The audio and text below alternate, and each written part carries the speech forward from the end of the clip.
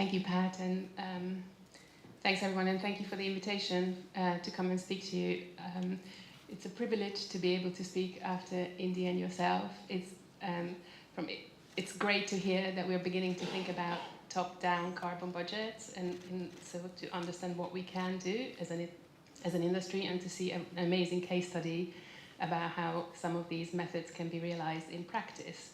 It was really lovely to meet some of you already last night, and great to hear how much thought is going into this topic here.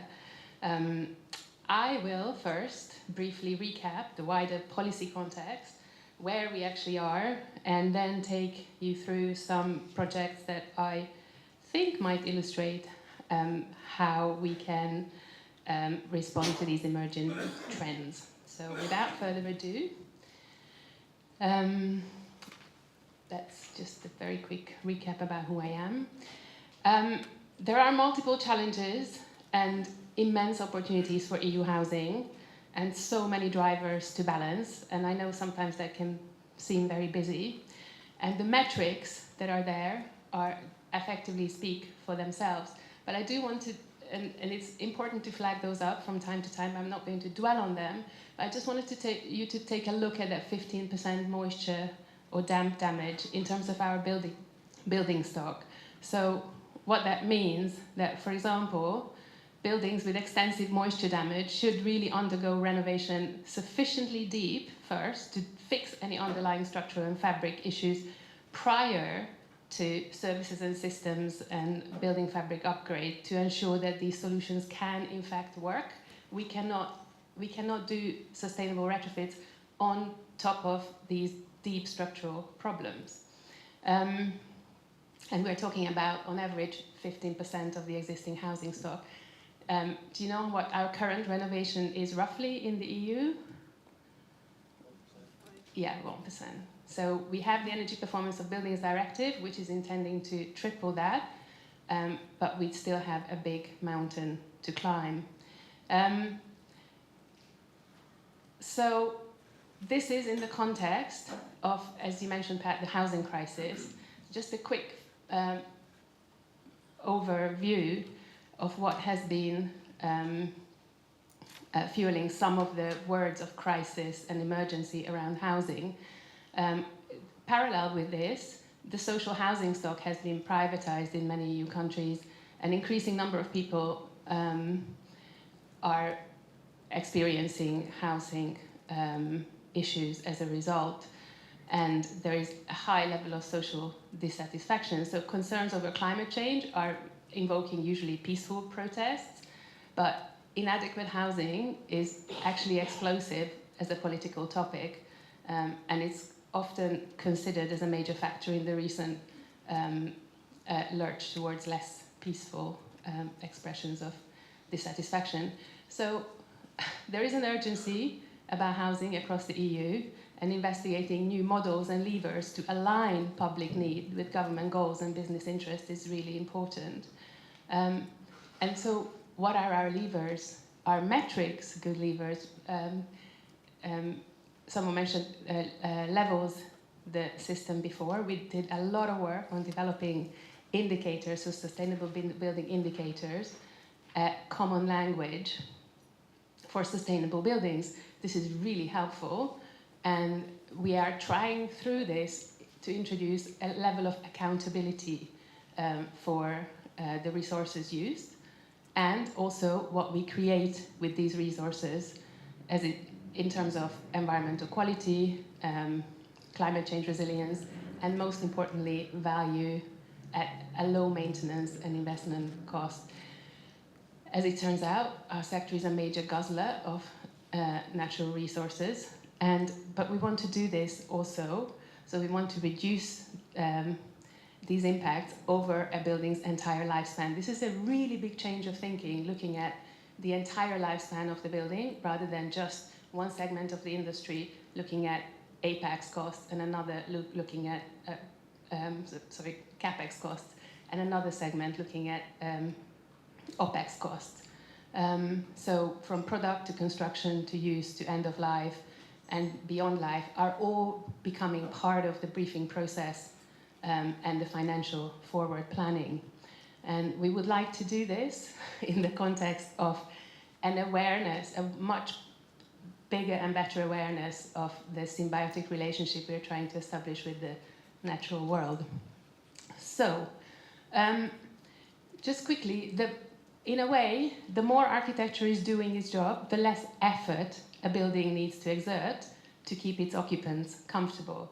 Energy is a measure of effort. So 20% roughly of the EU emissions relate to keeping homes comfortable, plus the large-scale decarbonization of the grid means that we have not actually managed to reduce that much of energy consumption, so most of our carbon reductions come from reductions of CO2 emissions from energy generation. This is really important because what we've learned from looking at a lot of buildings in operation in the UK in the last 10-15 years is mainstream regulations have not been able to improve the energy efficiency of the buildings. If you see that some of the passive house buildings that were participating in this study, and you can see that maybe from this graph that the ones that don't have a really big difference between expected and achieved performance tend to be the passive house projects or projects that have an operational outcome target in their contracts. So again, if you look at this graph about airtightness, spot the passive house projects again. Now, this is not an accident, and one of the reasons is that passive house system has a built-in verification process of the S-built building. And this is a really important point because it's that verification and validation of what's gone into your building, how it's been put together, that is leading to a significantly improved, so much more certainty between your expectations and your outcomes.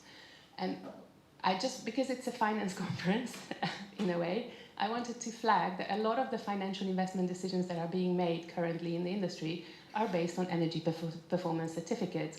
Every country has its own certification system, but I know from the data that that we have looked at in the UK, but also the Building Performance Institute of Europe has pulled together from lots of different countries, that energy performance certificates do actually not give you a really good estimate of what actually happens in a building in terms of energy consumption and carbon emissions. And there is really a very tenuous link between building regulations, calculations, and actual emissions. And one of the problems that some of these more in-depth studies has brought up is that the more complex the buildings are, the higher the risk of this gap emerging.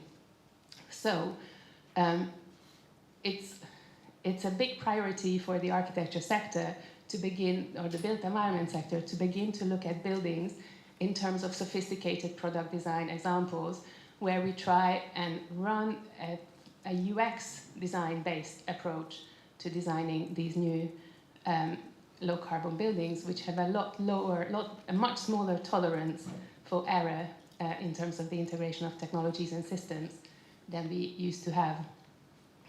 So the human factors are absolutely critical to realize these low-carbon ambitions. And not just that, but what we would like to see really is energy certification, not just having a tick at S-built like Passive House does, but also go back in a few years' time, 1, 2, 3, when the building's bedded in, and begin to collect the data. And that's not just for validation, it's actually the best source of innovation and inspiration that we can find in the sector at the moment. Every time our project team goes and visits a building, what we find is they always say, oh my gosh, this is the best CPD we've ever had. And that's because there's nothing like looking at your expectations in reality and how it actually works. And we have to innovate so much faster without, ideally, the pain of natural selection taking place. We don't have time. We have to innovate much faster. There's just a quick slide about how we want to embed these feedback loops into the design process. to, at procurement stages, getting the as-built feedback into the setting of new targets, and also how we learn and share what the outcomes, what we have found out from the outcomes as widely as possible within the sector. And I flagged up some of the frameworks and systems that have shown a lot less performance gap in terms of operational energy use in the sector. You can see also the UK Net Zero Carbon Building Standard. I'll have a slide about that a bit later. But what all of these systems share is this process of verification of as-built, and in some cases, operational performance too. Now, this is beginning to provide the basis of a new type of performance contracting for sustainable building performance, which the EPCs are really unable to support at the moment. So it's really a big question about how we can embed a reporting system into these investment, into sustainable building investment that will fuel this expansion of buildings that actually perform to expectation. Just a quick slide from a recent UCL study which shows that the EPC energy ratings, you can see after D on the lower graph, energy consumption actually plateaus out. So the question is not so much about whether energy consumption increases into the sky, but it's also what the condition of most buildings are and how the certification can begin to reflect that. Remember, we want to target deep renovations towards the buildings that actually benefit from it most, which are the buildings with the moisture issues, with the condition problems. This is just a quick example of a building, how much value we can add through deep renovation. In this particular case, the useful area increased by 30%, energy bills were halved, EPC rating improved by 3 notches. But most importantly, the loan to value ratio dropped from 70% to 40% simply because of the value increase generated by the increased area and the architectural quality of the building. Which brings me to the positive impacts of targeting low embodied carbon of buildings and materials. So there's a really strong correlation between low embodied carbon and indoor air quality because of the low VOCs. Low embodied carbon means also usually more vapor permeable buildups, which are great for indoor air quality and reducing mold and condensation and controlling humidity. And the validation of embodied carbon is associated with less waste, higher construction quality, and improved cost control. So when you scrutinize your buildups more, you realize, oh my God, I can specify half the materials or much better materials for a particular use. It incentivizes a big,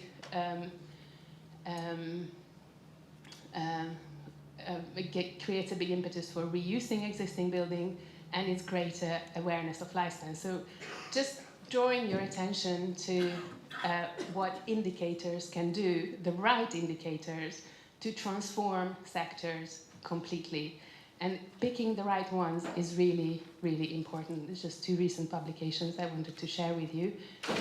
Before I flag up the slide on levels, which is a scheme that I had the good fortune to work on this for a long time, to actually turn into indicators what the principles of resource consumption for the quality of environment that we want to achieve. So to begin to be able to communicate these quantitatively and qualitatively, but through a common shared language so that we can begin to incorporate these into contracts, into procurement methods, and into planning policies and building regulations. Someone else, I think Pat mentioned the New European Bauhaus, which has sort of emerged from this Baukultur movement. And there is a very, very helpful document that details 8 kind of criteria, headline criteria.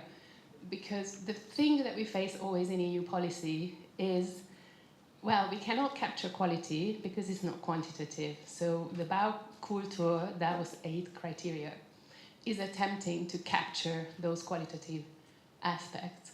But effectively, this is all about governance. So what for example, the Energy Performance of Buildings Directive has and EU taxonomy are beginning to incorporate exactly these principles to make sure that the massive investment that we put towards the building sector is realized with those governance principles. So what should have been, I know lots of you will be aware of the Energy Performance of Buildings Directive.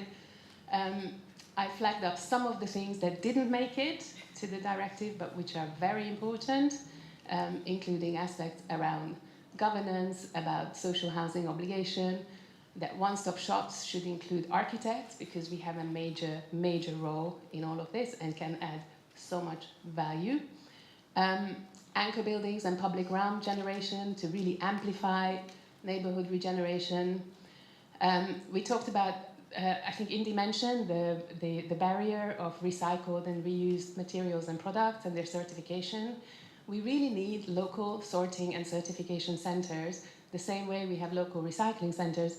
We need these deep depots, effectively, locally in every authority, so that when I take 3 truckloads of materials out of a building, we have somewhere to store and recertify and sell them.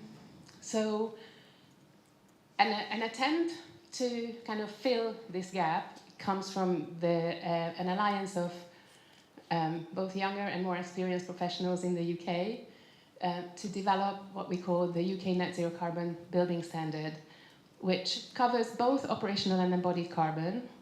It used measured performance data for both to improve the quality of design and construction and management, but also to incentivize reuse.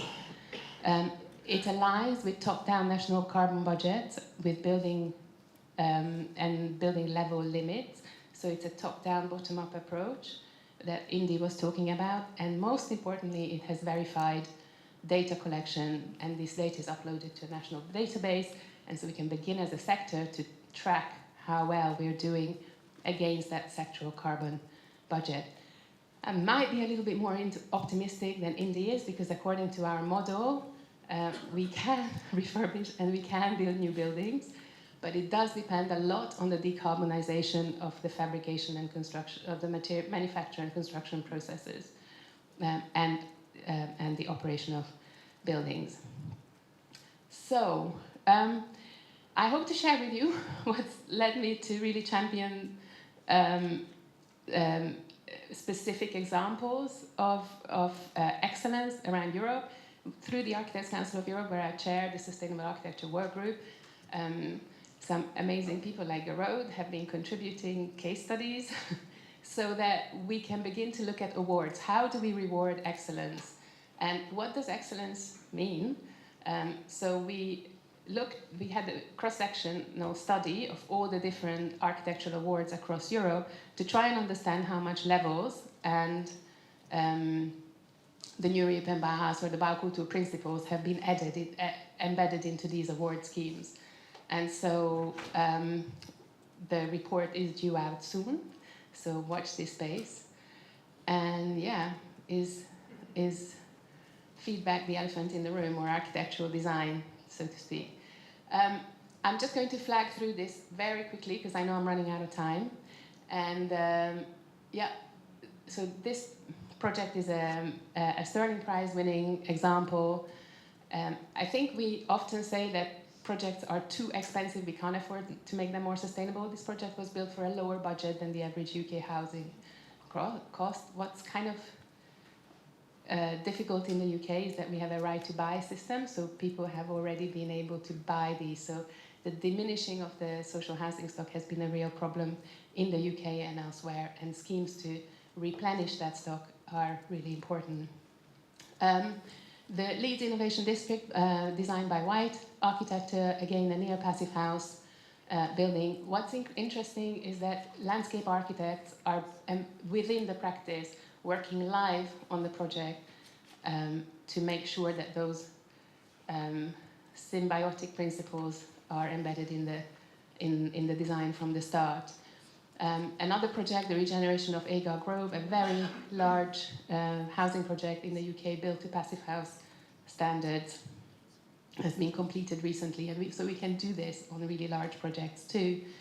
And an example of how the Carbon Neutral Cities program is inspiring these kinds of interventions at a larger scale, in this case Malmö. In terms of the participatory process, this is a really interesting example of a passive house co-housing project from 2018. Again, this was built for a budget which is an average house budget in the UK, and with very low embodied carbon and operational carbon figures, but also engaging the local community and shaping their daily lives.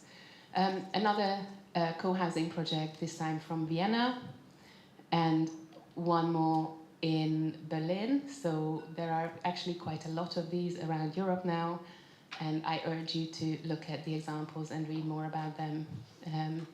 Another big issue when old office buildings become redundant,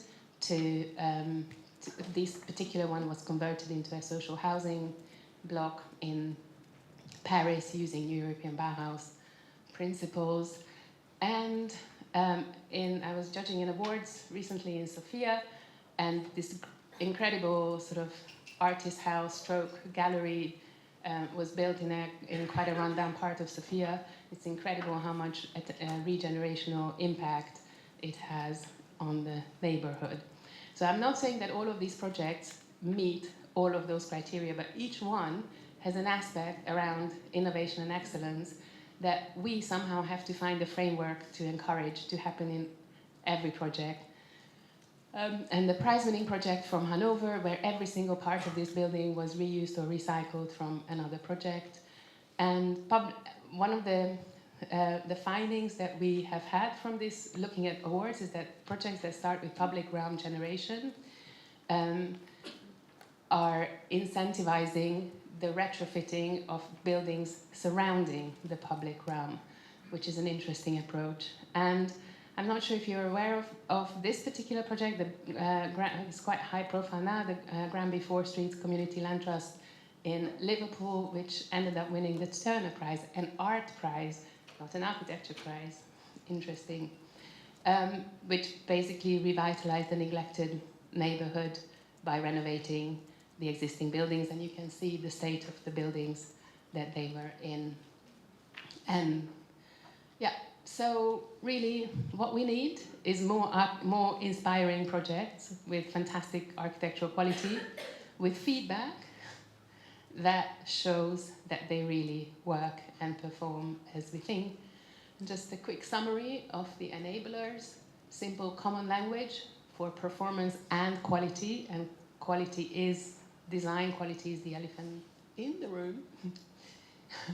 Strengthening links between performance and value, as well as the relationship between health and value, and how these targeting of real outcomes that we can validate are creating and aligning a new way of working within a sector that's usually quite adversary. Yeah.